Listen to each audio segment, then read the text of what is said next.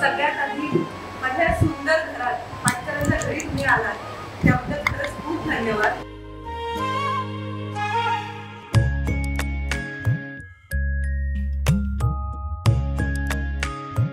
अनुप्रिया आणि दीप्ती या सारख्या आहेत म्हणून जेव्हा मला ही कथा ऐकवली गेली मला खूपच आवडली.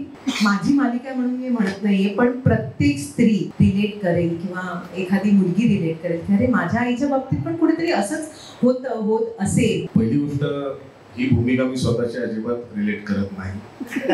नट म्हणून मला कायमच स्वतःला त्रासात आणि प्रॉब्लेम मध्ये टाकायला आवडत नाही.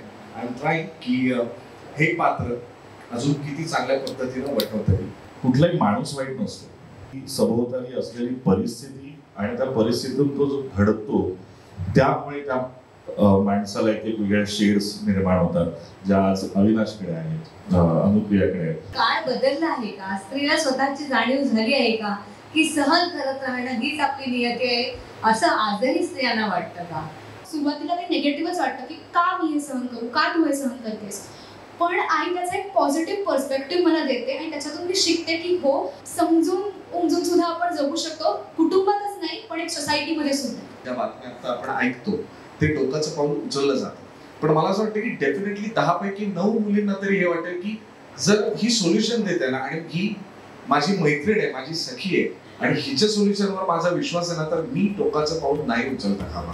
आणि हे जर एका जरी मुलीला वाटलं तर तो आमचा विजय. मी संसार माझा